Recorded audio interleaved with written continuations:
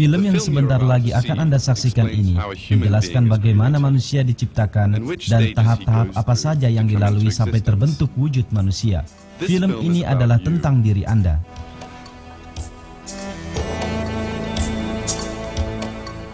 Marilah kita berkelana sejenak dan kembali ke masa lalu.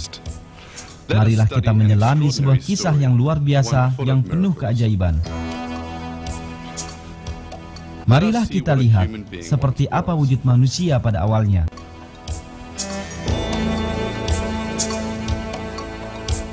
Sel tunggal dalam rahim sang ibu. Sebuah wujud lemah yang membutuhkan perlindungan. Lebih kecil daripada sebutir garam. Anda juga pertama kalinya terdiri dari satu sel ini.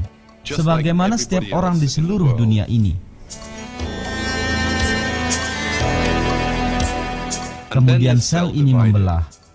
Ada 2 sel sekarang. Lalu mereka membelah dan menjadi 4. Kemudian 8, selanjutnya 16. Sel-sel itu terus membelah. Pertama kali segumpal daging muncul. Kemudian gumpalan daging ini menjadi bentuk tertentu. Ia membentuk lengan, kaki, mata.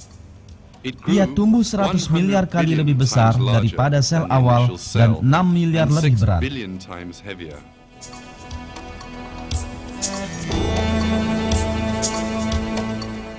Allah memperlihatkan serangkaian keajaiban dan menciptakan manusia yang sedang Anda saksikan dalam film ini yang pada awalnya hanyalah setetes air. Dan Dia menyatakan kepada manusia bagaimana Dia menciptakannya dalam Al-Quran, sebagaimana ayat berikut. Apakah manusia mengira bahwa mereka akan dibiarkan begitu saja tanpa pertanggungan jawab?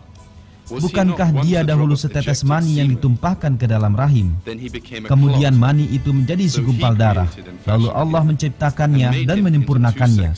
Lalu Allah menjadikan daripadanya sepasang lelaki dan perempuan. Bukankah Allah yang berbuat demikian berkuasa pula menghidupkan orang mati?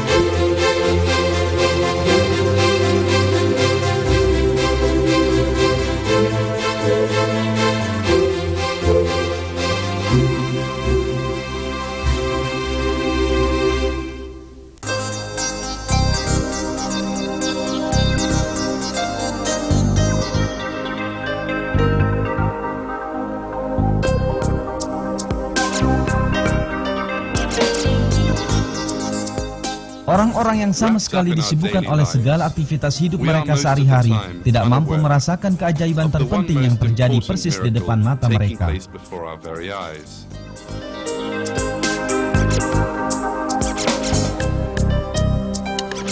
Keajaiban ini adalah keajaiban penciptaan dalam diri manusia. Keajaiban pertama dalam penciptaan ini berawal dari dalam tubuh seorang wanita, dalam organ yang disebut ovarium, dengan proses pematangan sebuah sel telur.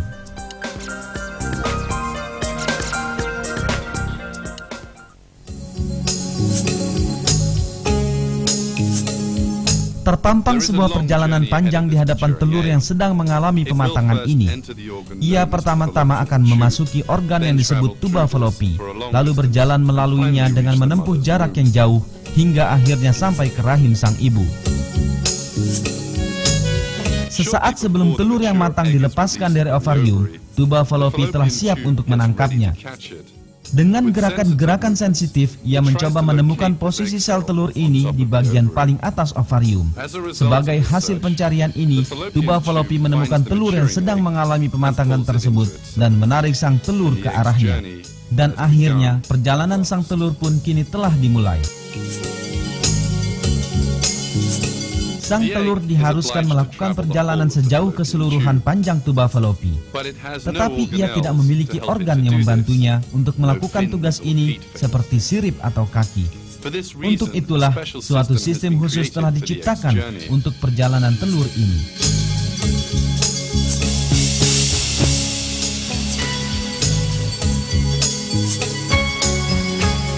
Miliaran sel pada permukaan bagian dalam tuba fallopi telah ditugasi untuk memastikan bahwa sang telur berhasil mencapai rahim. Sel-sel ini senantiasa menggerak-gerakkan rambut-rambut tipis pada permukaannya yang disebut silia agar bergerak ke arah rahim. Dengan cara demikian, mereka menggiring sel telur ke arah yang benar, persis seperti memindahkan suatu barang berharga dari satu tangan ke tangan selanjutnya. Jika seseorang mengamati dengan seksama, rambut-rambut tipis ini merupakan bagian dari suatu perencanaan yang sangat cerdas dan telah berada di tempat dan dalam bentuk yang sangat tepat sebagaimana mereka seharusnya. Mereka semua secara bersama-sama melakukan sebuah tugas pengangkutan, semuanya menuju ke arah yang sama.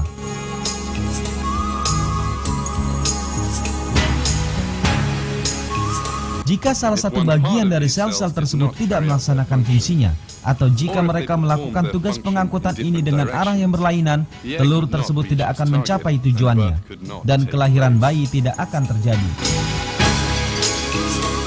Beruntung ciptaan Allah tidaklah bercacat, dan setiap sel melakukan tugas yang dibebankan padanya tanpa melakukan kesalahan. Dengan demikian, sel telur bergerak tanpa hambatan ke tempat yang secara khusus telah dipersiapkan untuknya, yaitu rahim sang ibu. Tetapi sel telur yang begitu hati-hatinya sedang diangkut ini memiliki masa hidup hanya 24 jam. Jika ia tidak dibuahi dalam selang waktu tersebut, ia akan mati. Ia memerlukan suatu material penting agar dapat dibuahi. Sperma yang akan datang dari tubuh laki-laki.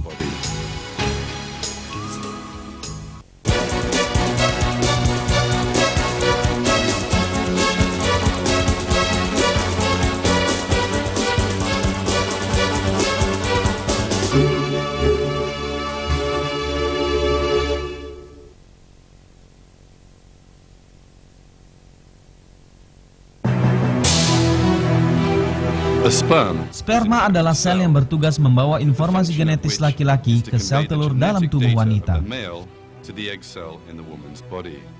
Bila diamati lebih dekat, sperma terlihat persis seperti sebuah mesin yang khusus didesain untuk mengangkut muatan ini. Bagian depan sperma tertutup oleh pelindung. Terdapat sebuah lapisan pelindung lain di bawah lapisan pertama tersebut. Dan di bawah lapisan kedua ini, terdapat kargo muatan yang dibawa oleh sperma tersebut. Dalam muatan ini, terdapat 23 kromosom yang dimiliki oleh lelaki tersebut. Segala informasi mengenai tubuh manusia, bahkan sampai yang paling detail, tersimpan dalam kromosom ini. Agar seorang anak manusia terbentuk, 23 kromosom dalam sperma harus bersatu dengan 23 kromosom dalam sel telur ibu. Dengan cara demikian, bahan dasar pertama manusia berupa 46 kromosom akan terbentuk. Sistem pelindung pada kepala sperma tersebut akan melindungi muatan berharga ini dari segala mara bahaya selama perjalanannya. Tapi, desain pada sperma tidak terbatas sampai di sini. Terdapat mesin bertenaga sangat kuat di bagian tengah sperma. Bagian belakang mesin tersebut terhubungkan dengan ekor sperma. Daya yang dihasilkan mesin ini memutar ekor bagaikan kipas angin dan memungkinkan sperma meluncur dengan cepat. Karena terdapat mesin di bagian tengah, ia membutuhkan bahan bakar yang memungkinkannya bekerja. Kebutuhan ini telah diperhitungkan, dan bahan bakar paling produktif untuk mesin tersebut, yaitu fruktosa, telah tersedia dalam bentuk cairan yang melingkupi sperma. Dengan cara demikian, bahan bakar untuk mesin tersebut telah tersedia di sepanjang perjalanan yang akan ia tempuh.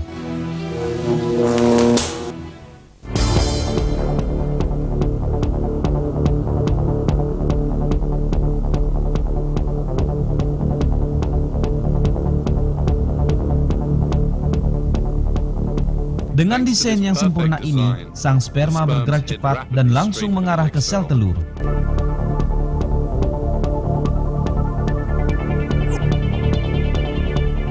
Ketika ukuran panjang sperma dan jarak perjalanan yang ia tempuh tersebut kita cermati, akan terlihat bahwa sperma layaknya sebuah mesin berkecepatan tinggi.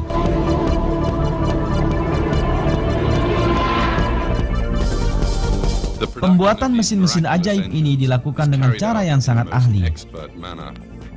Di dalam tiap testis, yang merupakan pusat produksi sperma, terdapat tabung mikroskopis dengan panjang total mencapai 500 meter.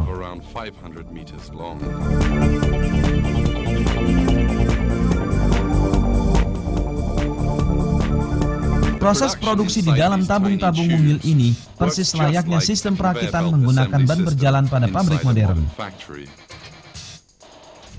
Bagian pelindung, mesin, dan ekor sperma dipasangi satu persatu secara bergantian.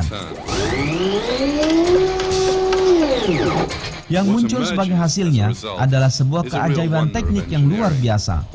Kita hendaknya berpikir sejenak menghadapi kenyataan ini. Bagaimana sel-sel yang tidak memiliki kemampuan berpikir ini mengetahui bagaimana mempersiapkan sperma dalam bentuk yang tepat, padahal mereka sama sekali tidak mengetahui seluk-beluk tubuh wanita? Bagaimana mereka belajar membuat pelindung, mesin, dan ekor yang akan dibutuhkan oleh sperma ketika berada dalam tubuh sang ibu? Dengan kecerdasan apa mereka dapat merakit komponen-komponen ini dalam urutan yang benar? Bagaimana mereka tahu bahwa sperma akan membutuhkan fruktosa? Bagaimana mereka belajar membuat sebuah mesin yang bergerak dengan bahan bakar fruktosa? Hanya ada satu jawaban atas semua pertanyaan ini. Sperma dan air mani yang mereka tempati diciptakan secara khusus oleh Allah demi kelestarian umat manusia. Profesor Sefat Babuna, mantan dekan Fakultas Kedokteran, Ginekologi dan Kebidanan Universitas Istanbul, menjelaskan desain khusus pada sperma ini sebagai berikut. Sel-sel sperma dibuat dalam tubuh sang ayah, tapi fungsi sperma ini dilakukan dalam tubuh sang ibu. Dan semenjak dunia ini dimulai, dengan kata lain dalam sejarah umat manusia, tidak ada sperma yang berkesempatan kembali pulang ke tubuh sang ayah setelah melaksanakan tugasnya dalam tubuh sang ibu, dan kemudian berkata pada sel-sel yang telah membuatnya tentang apa yang telah mereka lakukan, kesulitan apa yang mereka hadapi, atau apa tugas mereka. Jadi kalau begitu, bagaimana sel sperma memiliki struktur yang sangat berbeda dengan semua ribuan macam sel yang ada dalam tubuh? Bagaimana sel sperma mengetahui bahwa ia akan mengangkut muatan genetis yang ia ambil dari tubuh sang ayah ke tubuh lain yang kemudian akan menjadikannya hidup, sehingga bagian kepala, yakni bagian depannya, harus memiliki pelindung? Bagaimana sel sperma mengetahui bahwa ia akan menembus membran sel sehingga ia juga membawa sejumlah senjata kimia yang dipasang di balik pelindungnya? Jadi, Anda tahu bahwa adalah mustahil semua struktur pada sel ini, tugas yang ia lakukan, berbagai peristiwa yang ia alami adalah sebuah kebetulan. ia mengerjakannya dengan kebetulan, atau bahkan ia secara sadar mengerjakan semua ini berulang-ulang. Ini adalah bukti paling jelas bagaimana Allah Sang Pencipta telah memberinya tugas ini, dan bagaimana ia melakukannya dengan cara yang paling sempurna. Perancangan menakjubkan dalam desain sperma itu sendiri adalah sebuah keajaiban penciptaan. Sebenarnya Allah telah memberikan perhatian khusus pada penciptaan air mani, tempat sperma itu berada dalam Al-Quran.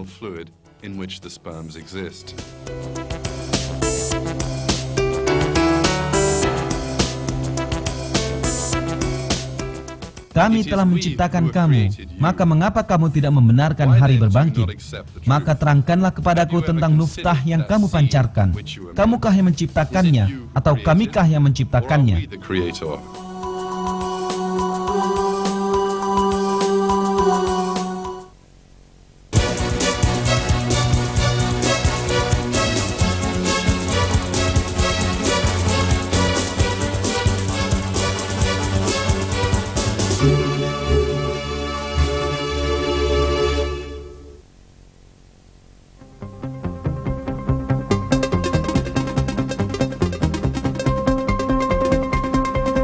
Sekitar 250 juta sperma pada satu waktu dikirimkan ke rahim sang ibu.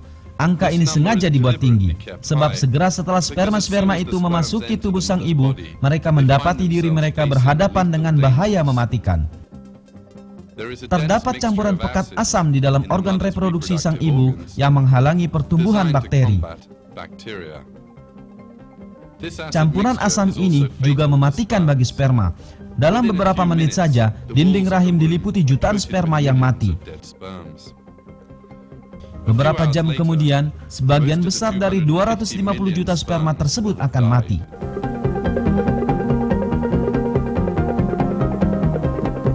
Senyawa asam ini, yang sangat penting bagi kesehatan sang ibu, sungguh sangat ampuh sehingga dengan mudah mampu membunuh semua sperma yang memasuki rahim. Pada peristiwa ini, pembuahan tidak dapat terjadi dan ras manusia akan punah.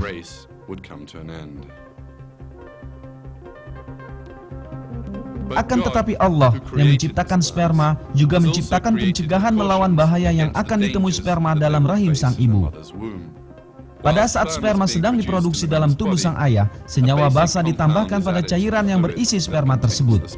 Senyawa ini menurunkan pengaruh asam dalam rahim sang ibu.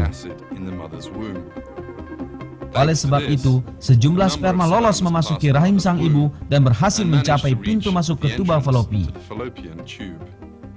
Jika Anda perhatikan, semua sperma tersebut bersama-sama pergi menuju arah yang sama. Tapi, bagaimana mereka dapat menemukan arah yang tepat ini?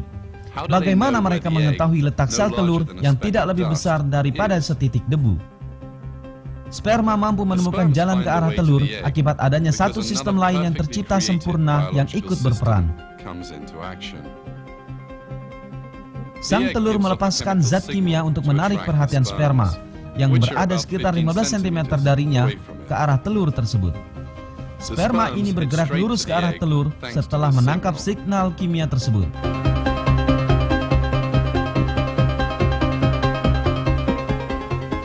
Singkatnya, sel telur yang sama sekali tidak mengenali sperma tersebut dan belum pernah berhubungan dengan mereka sebelumnya memanggil sperma ini untuk datang padanya.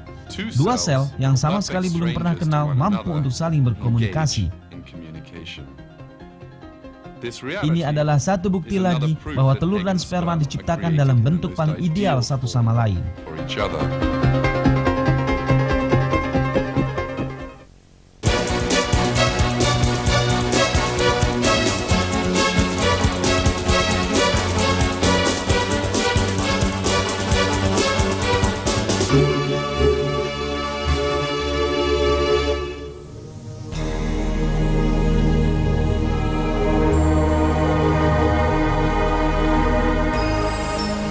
Akhirnya, sekitar 100 sperma berhasil mencapai telur. Namun perlombaan belum usai. Karena hanya satu sperma yang diizinkan masuk dan berada dalam telur. Jadi, satu perlombaan yang lain lagi dimulai. Terdapat sebuah rintangan besar yang menghadang para sperma ini. Ini adalah lapisan pelindung keras yang mengelilingi telur, yang membunuh berbagai mikroorganisme yang tidak dikehendaki yang mendekatinya dan sukar untuk ditembus. Untuk mengatasi rintangan ini, sistem khusus telah diciptakan pada sperma. Di bawah lapisan pelindung pada kepala sperma, terdapat senjata-senjata rahasia yang hingga kini masih ia sembunyikan, yakni berupa kantung-kantung kecil berisi enzim-enzim pelarut. Kantung-kantung kecil ini membuat lubang pada penghalang pertama yang mengelilingi telur, yaitu lapisan pelindung, dengan melarutkannya sehingga sperma dapat masuk melalui lapisan ini. Ketika sperma sedang bergerak maju di dalam lapisan ini, pelindung kepala sperma akhirnya menjadi usang dan setelah itu hancur. Hancurnya pelindung tersebut adalah bagian dari perencanaan yang berfungsi dengan sempurna. Sebab melalui peristiwa ini, kantung enzim kedua dalam sperma kini tersingkap. Hal ini memungkinkan sperma melewati penghalang terakhir yang menghadangnya. Dengan kata lain, menembus kulit telur.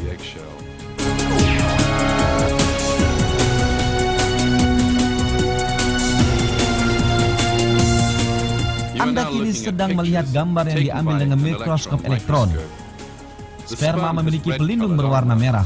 Pelindung ini melebur dan sperma memasuki telur melalui kulitnya.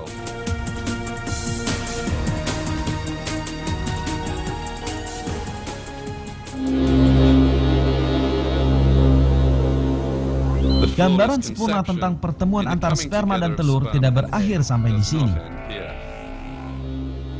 Segera setelah sperma mencapai kulit telur, keajaiban lain terjadi. Sang sperma tiba-tiba saja melepas ekor yang telah membawanya sepanjang perjalanan ini. Hal ini penting, karena bila sperma tidak melakukannya, maka ekor yang selalu tetap bergerak akan masuk ke dalam sel telur dan menghancurkannya. Pelepasan ekor oleh sperma menyerupai cara roket atau pesawat ruang angkasa melepaskan tangki bahan bakar dan mesin yang tidak diperlukan lagi ketika mereka meninggalkan atmosfer. Tetapi, bagaimana sperma kecil ini dapat melakukan suatu perhitungan yang rumit?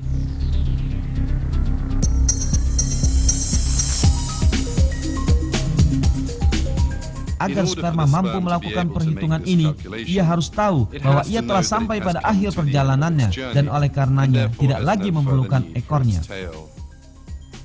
Akan tetapi sperma adalah mesin biologis yang tidak mampu berpikir, yang tidak memiliki kecerdasan dan tidak dapat merasakan keadaan sekelilingnya. Allah yang menciptakan sperma telah melengkapinya dengan suatu sistem yang memungkinkan ekor untuk lepas pada saat yang tepat. Sperma melepaskan ekornya, menembus telur dan meletakkan muatannya, yakni kromosom, melalui lubang yang ia buka. Proses pengangkutan data genetis dengan cara ini kini berakhir. Akibat dari berfungsinya secara harmonis ratusan sistem yang berada dan mandiri ini, data genetis tentang tubuh sang ayah berhasil mencapai sel telur. Seperti yang kita telah saksikan, bahkan sekedar penyatuan sperma dan telur hanya mungkin terjadi karena adanya suatu perencanaan dan desain yang sempurna, sehingga tidak menyisakan ruang kebetulan.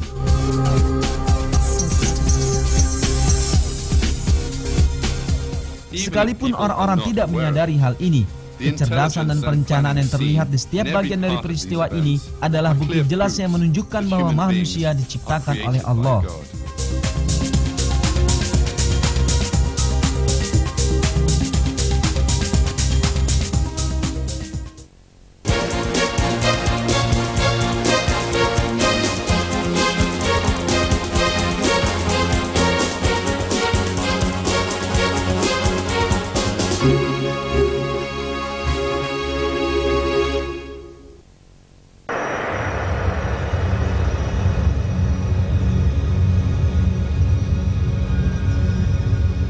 Anda sedang menyaksikan sebuah sel telur yang belum bergabung dengan sperma. Data genetis sperma dan telur terletak bersebelahan. Tetapi satu di antara berbagai keajaiban terbesar di dunia sebentar lagi akan terjadi. Dua set informasi genetis sebentar lagi akan berpadu satu sama lain untuk membentuk manusia yang benar-benar baru. dan penggabungan telah terjadi. Mungkin sulit untuk dipercaya, tapi dalam sel ini terdapat semua informasi mengenai manusia yang belum lahir. Mata bayi yang belum lahir, corak dan warna rambut, bentuk wajah dan semua ciri fisiknya yang lain disimpan di sini.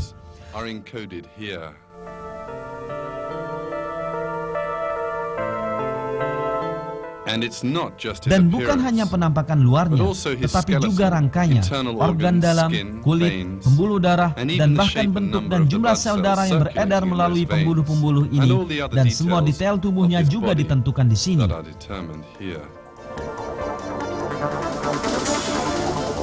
Segala sesuatunya ditentukan dan ditulis dalam sel ini, dari ciri-ciri pada usia 7 tahun hingga ciri-cirinya pada usia 70 tahun.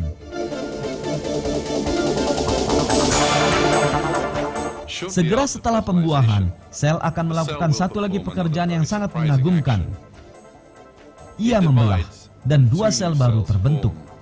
Lalu sel-sel ini membelah lagi dan menjadi 4 sel. Pembentukan seorang manusia baru telah dimulai.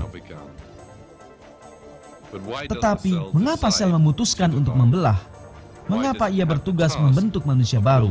Siapakah yang memberi sel tersebut pengetahuan untuk membentuk seorang manusia baru?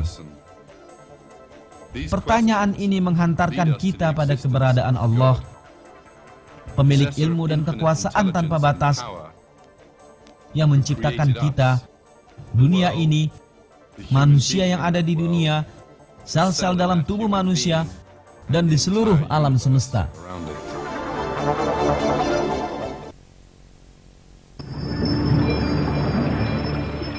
Saat ini, Anda tengah menyaksikan perjalanan sel yang terus-menerus membelah dan memperbanyak diri di dalam tuba Fallopi. Kumpulan sel ini kini dikenal dengan zigot.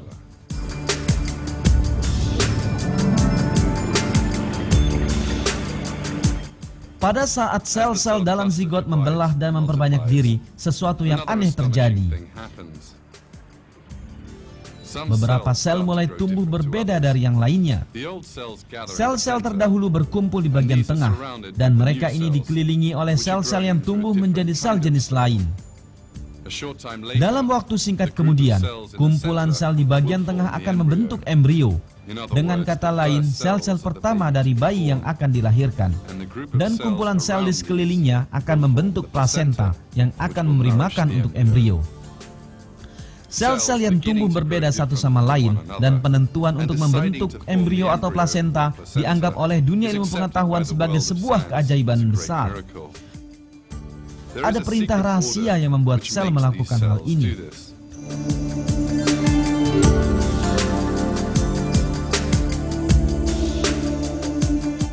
Sekitar 4 hari setelah pembuahan, zigot mencapai tempat yang telah dipersiapkan khusus baginya, yaitu rahim sang ibu. Agar tidak dikeluarkan dari tubuh, ia harus menempel pada rahim. Akan tetapi, zigot hanyalah sebuah gumpalan yang terdiri atas sel-sel yang mirip. Ia tidak memiliki pengait atau perpanjangan yang memungkinkannya menempel di tempat tertentu. Jadi, bagaimana ia melekat dalam dinding rahim?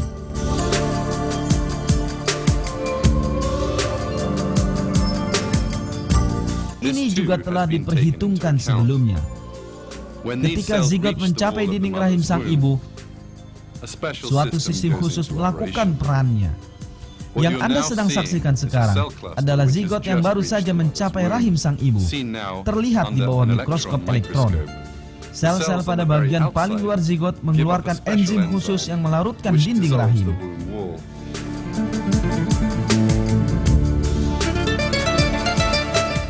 Dengan cara demikian, zigot dapat melekat sangat kuat pada rahim dan tidak dikeluarkan dari dalam tubuh. Keberadaan sel-sel di permukaan zigot yang tidak hanya terletak di tempat yang tepat, tapi juga menghasilkan enzim yang diperlukan, sekali lagi menunjukkan kesempurnaan penciptaan. Keberadaan penciptaan yang tanpa cacat ini menjadikan zigot tertanam dalam dinding rahim.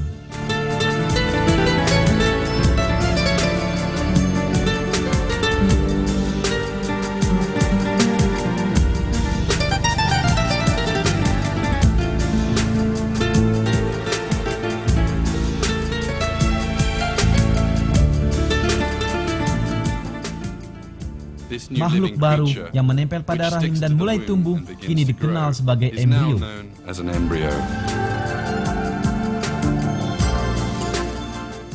Fakta ini yang ditemukan oleh ilmu pengetahuan modern memperlihatkan satu keajaiban penting dalam Al-Quran. Dalam Al-Quran, Allah menggunakan istilah alaq untuk merujuk pada fase pertama dalam rahim seorang ibu. Bacalah dengan menyebut nama Tuhanmu yang menciptakan. Dia telah menciptakan manusia dari segumpal darah. Bacalah, dan Tuhanmulah yang Maha Pemurah. Alaq dalam bahasa Arab berarti sesuatu yang menempel pada suatu tempat. Kata ini bahkan digunakan untuk menggambarkan parasit tertentu yang menempel pada kulit dan menghisap darah.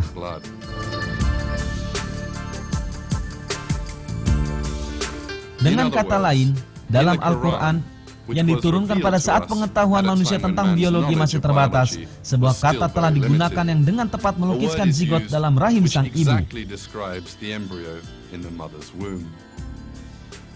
Hal ini membuktikan sekali lagi bahwa Al-Quran adalah firman Allah.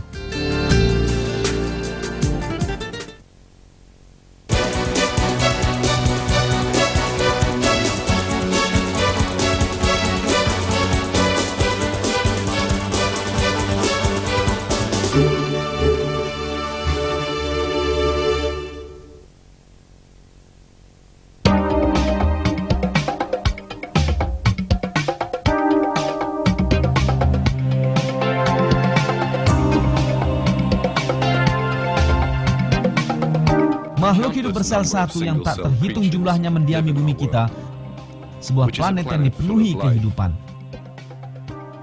Semua makhluk bersel satu ini berkembang biak dengan membelah diri dan membentuk salinan yang sama seperti diri mereka sendiri ketika pembelahan ini terjadi. Embrio yang berkembang dalam rahim sang ibu juga memulai hidupnya sebagai makhluk bersel satu, dan sel ini memperbanyak diri dengan membuat salinan diri mereka sendiri. Dalam situasi seperti ini, tanpa adanya perencanaan khusus, sel-sel bayi yang belum lahir ini akan berbentuk sama, dan yang pada akhirnya akan muncul bukanlah seorang manusia, tetapi gumpalan daging tak berbentuk. Akan tetapi hal seperti ini tidaklah terjadi, karena sel-sel tersebut bukanlah tanpa pengawasan. Beberapa minggu setelah sperma dan sel telur bertemu, sel-sel mulai tumbuh berbeda satu sama lain, mengikuti perintah rahasia yang diberikan kepada mereka. Kini kita tengah menyaksikan perubahan ini yang digambarkan sebagai suatu keajaiban oleh para ilmuwan. Sel-sel yang tidak memiliki kesadaran ini mulai membentuk organ dalam, rangka, dan otak.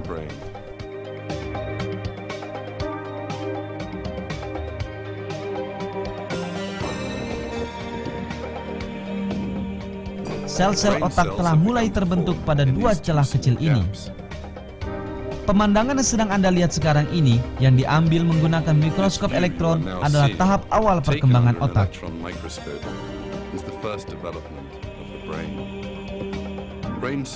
Sel-sel otak akan berkembang biak dengan cepat di sini, dan sebagai hasil dari pertumbuhan ini, bayi akan memiliki sekitar 10 miliar sel otak. Kini kita sedang menyaksikan pembentukan sel-sel otak. Setiap menit, 100.000 sel baru ditambahkan pada kumpulan sel ini. Masing-masing sel baru yang terbentuk berperilaku seolah-olah ia tahu di mana ia harus menempatkan diri dan dengan sel mana saja ia harus membuat sambungan. Setiap sel menemukan tempatnya masing-masing. Dari jumlah kemungkinan sambungan yang tak terbatas, ia mampu menyambungkan diri dengan sel yang tepat.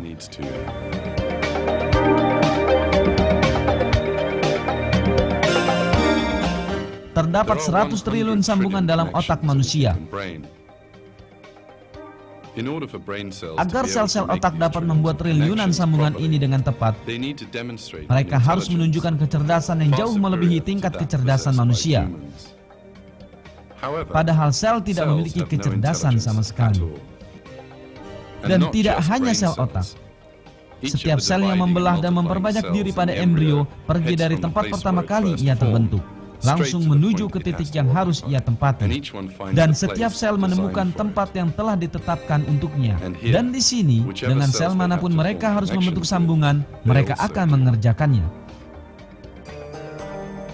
terjadi. Siapakah gerangan yang menjadikan sel-sel yang tidak memiliki kesadaran tersebut mengikuti rencana cerdas ini?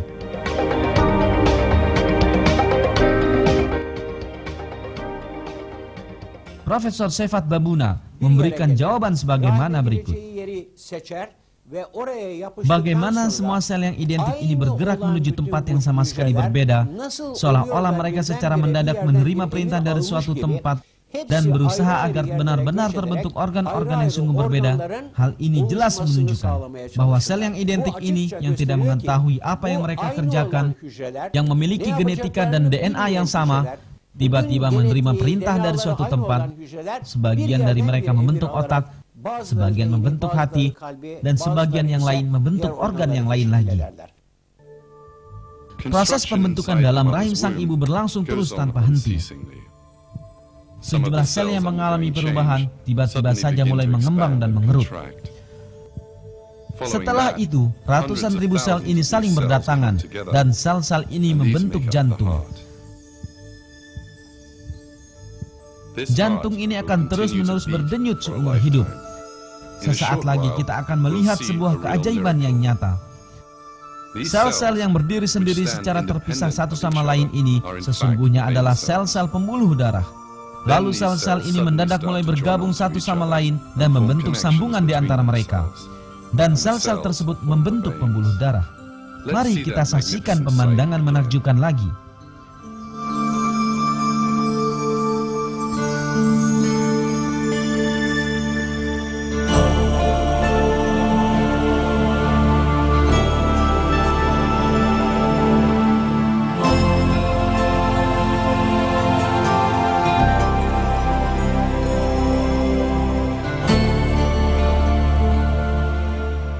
Bagaimana sel-sel ini mengetahui bahwa mereka harus membentuk pembuluh darah dan bagaimana mereka melakukannya? Ini adalah satu di antara beragam pertanyaan yang belum terpecahkan oleh ilmu pengetahuan. Sel-sel pembuluh ini akhirnya berhasil membuat sistem tabung yang sempurna tanpa retakan atau lubang padanya. Permukaan bagian dalam pembuluh darah ini mulus, bagaikan dibuat oleh tangan yang ahli.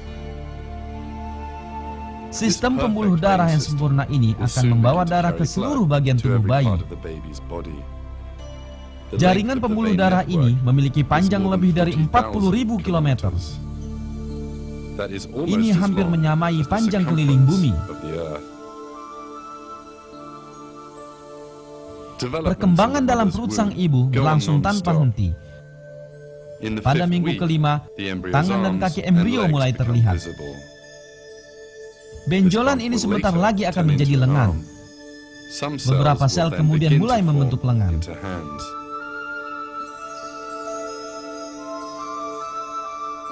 Tetapi sebentar lagi, sebagian dari sel-sel ini akan melakukan sesuatu yang mengejutkan. Ribuan sel melakukan bunuh diri massal.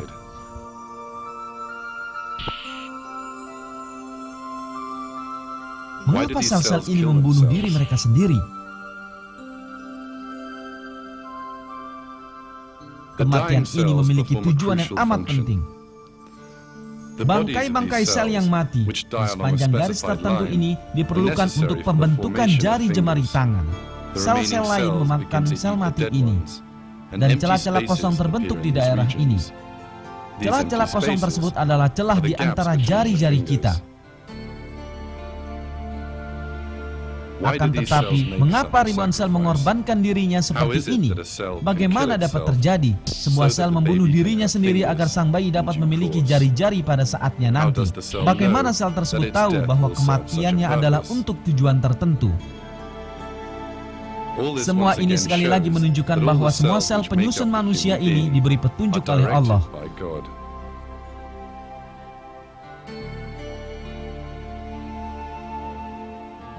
Pada tahap ini, sejumlah sel mulai membentuk kaki. Sel-sel tersebut tidak mengetahui bahwa sang embrio akan harus berjalan di dunia luar.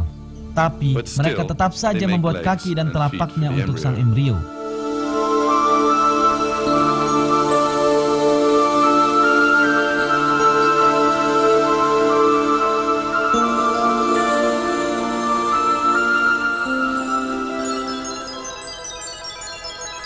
Anda kini sedang menyaksikan wajah manusia berumur 4 minggu. Pada tahap ini, 2 lubang terbentuk. Masing-masing terletak pada tiap sisi kepala embrio. Sulit untuk dipercaya, tapi mata akan terbentuk di kedua lubang ini. Mata mulai terbentuk pada minggu ke-6. Sel-sel tersebut bekerja dalam sebuah perencanaan yang sulit dipercaya selama beberapa bulan, dan satu demi satu membentuk bagian-bagian berbeda yang membentuk mata. Sebagian sel membentuk kornea, sebagian pupil, dan sebagian yang lain membentuk lensa. Masing-masing sel berhenti ketika mencapai batas akhir dari daerah yang harus ia bentuk. Dan mata, yang mengandung 40 komponen yang berbeda, terbentuk tanpa cacat.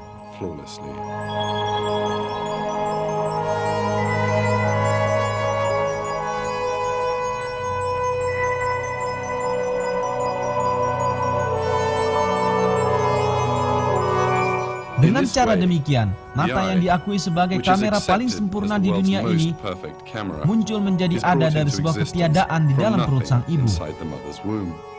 Perlu dipahami bahwa manusia yang bakal lahir ini akan membuka matanya ke dunia yang berwarna-warni. Dan mata yang sesuai untuk tugas ini telah dibuat.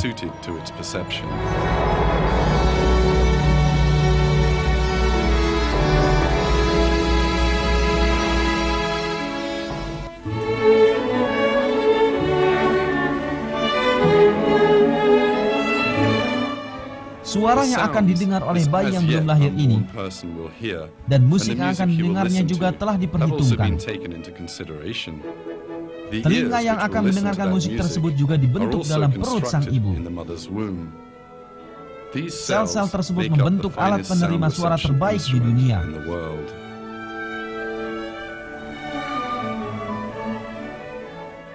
Semua pemandangan ini mengingatkan kita sekali lagi bahwa penglihatan dan pendengaran adalah berkah besar yang Allah berikan kepada kita. Allah menerangkan hal ini dalam Al-Quran sebagaimana berikut. Dan Allah mengeluarkan kamu dari perut ibumu dalam keadaan tidak mengetahui sesuatu pun. Dan Dia memberi kamu pendengaran, penglihatan dan hati agar kamu bersyukur.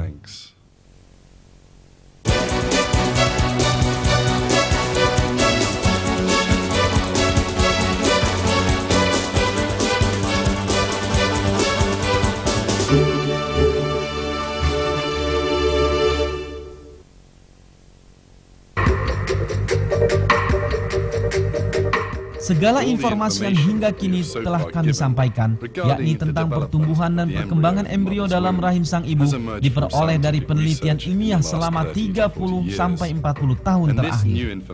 Dan informasi baru ini telah membantu memahami keajaiban-keajaiban baru lain dalam Al-Quran.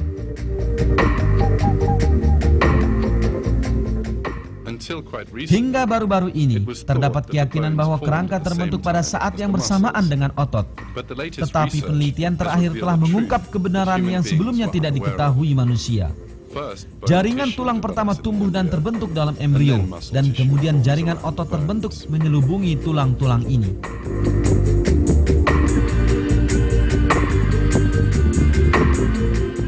Hal yang menarik adalah bahwa fakta yang baru ditemukan ini ternyata telah dinyatakan 1400 tahun yang lalu dalam Al-Quran.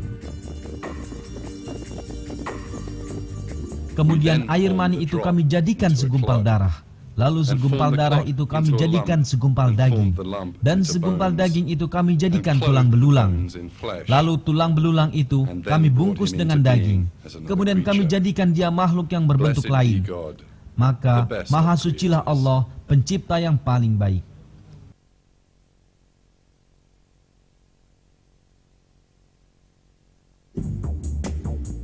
Selain itu, penelitian ilmiah tentang kelahiran telah menunjukkan bahwa bayi mengalami 3 tahapan dalam rahim sang ibu.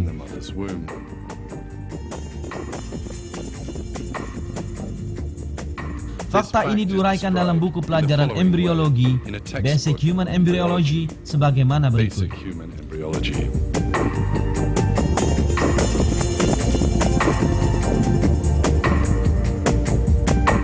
Kehidupan dalam rahim terbentuk melalui 3 fase.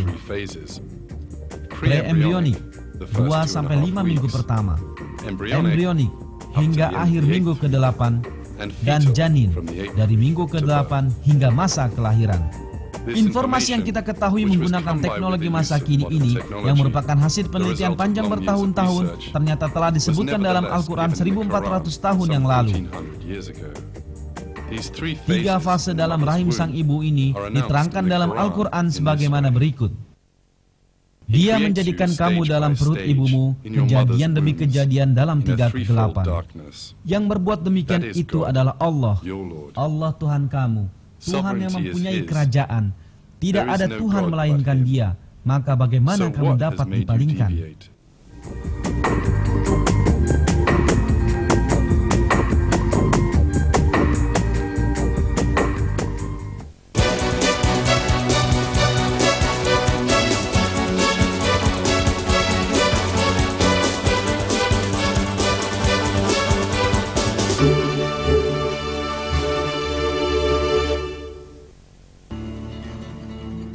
Instrumen yang kini Anda saksikan di layar adalah alat medis dengan teknologi paling mutakhir di dunia.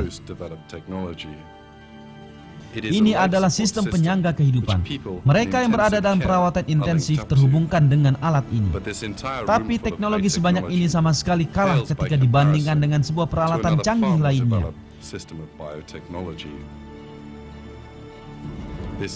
Peralatan canggih ini adalah plasenta yang mengelilingi embrio dalam rahim ibu dan mencukupi segala keperluannya. Plasenta berfungsi sebagai mesin dialisis ginjal, mesin jantung paru-paru, dan liver buatan. Ia melakukan semua fungsi ini pada saat yang bersamaan. Ia adalah desain ajaib yang memungkinkan ibu dan bayi tetap hidup. Sel-sel pembentuk plasenta ini mengenali molekul-molekul makanan di antara ribuan molekul yang ada dalam darah sang ibu dan memudahkan molekul-molekul tersebut untuk mencapai sang bayi. Tugas lain dari plasenta adalah melindungi embrio. Sel-sel pertahanan dalam tubuh sang ibu bergerak menuju rahim dan menyerang embrio yang sedang tumbuh. Tapi sel-sel pada lapisan paling luar plasenta membentuk semacam saringan yang terletak antara pembuluh darah ibu dan embrio. Saringan ini meloloskan molekul-molekul makanan dan menahan sel-sel imunitas.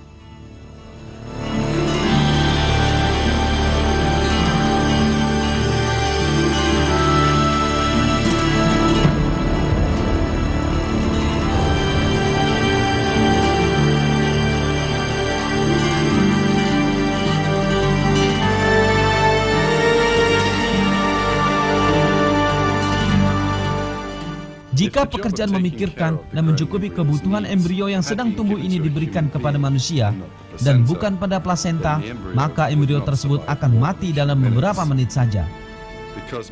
Sebab tidak ada satupun teknologi manusia yang mampu menghitung kebutuhan yang senantiasa berubah ini dan mencukupinya. Satu-satunya mesin yang dapat mengerjakan fungsi ini adalah plasenta. Tali ini memungkinkan terjadinya hubungan antara bayi dan tubuh ibunya.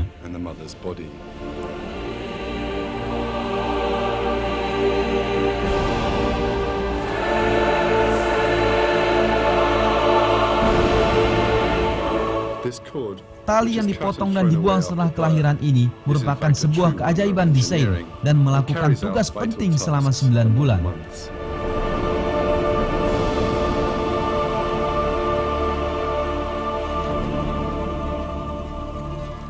Dalam tali ini terdapat 1 pembuluh darah vena dan 2 pembuluh darah arteri. Pembuluh vena membawa makanan dan oksigen ke embrio. Dengan demikian, sang embrio tidak tenggelam meskipun ia hidup dalam lingkungan yang dipenuhi cairan, termasuk paru-parunya yang penuh dengan air. Ia tidak mati, sekalipun sistem pencernaannya belum terbentuk dan ia tidak dapat makan.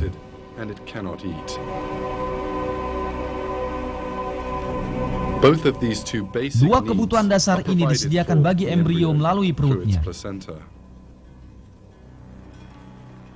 Pembuluh arteri mengeluarkan karbon dioksida dan sisa-sisa sampah makanan dari tubuh sang bayi. Sang ibu dan embrio yang sedang tumbuh dalam perutnya tersebut, keduanya sama-sama tidak menyadari adanya sebuah sistem ini.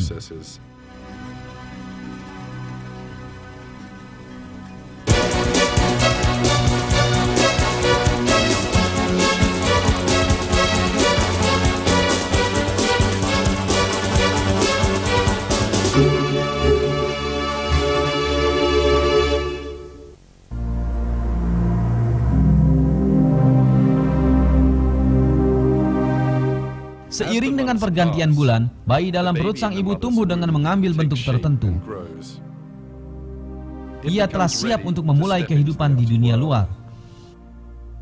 Kini telah tiba saatnya untuk tahap terakhir, yaitu kelahiran.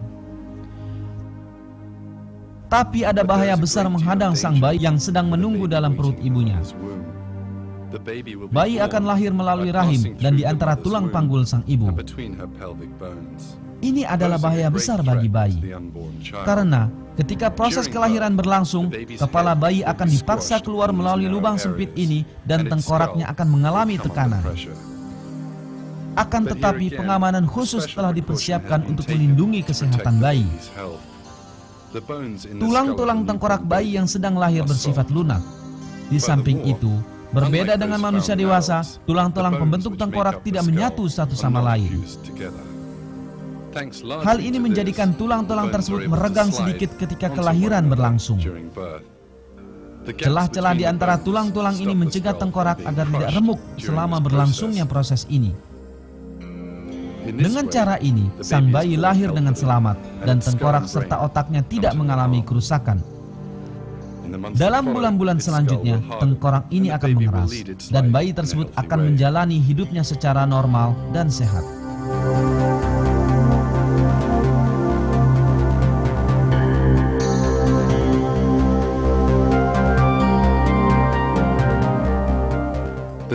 Berbagai peristiwa yang telah dikisahkan dalam film ini dialami semua orang di dunia. Setiap manusia dipancarkan ke rahim sebagai sebuah sel sperma yang kemudian bersatu dengan telur dan kemudian memulai kehidupan sebagai sel tunggal. Semua ini terjadi karena adanya kondisi yang secara khusus diciptakan di tempat tersebut. Bahkan sebelum manusia mengetahui keberadaan dirinya sendiri, Allah telah memberi bentuk pada tubuh mereka dan menciptakan manusia normal dari sebuah sel tunggal. Adalah kewajiban bagi setiap orang di dunia untuk merenungkan kenyataan ini.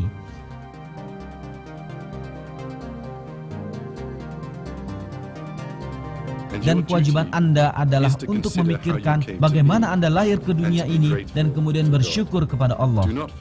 Jangan lupa bahwa Tuhan kita yang telah menciptakan tubuh kita sekali akan mencipta kita lagi setelah kematian kita dan akan mempertanyakan segala nikmat yang telah diberikannya kepada kita. Hal ini amatlah mudah baginya. Mereka yang melupakan penciptaan diri mereka sendiri dan mengingkari kehidupan akhirat benar-benar telah tertipu.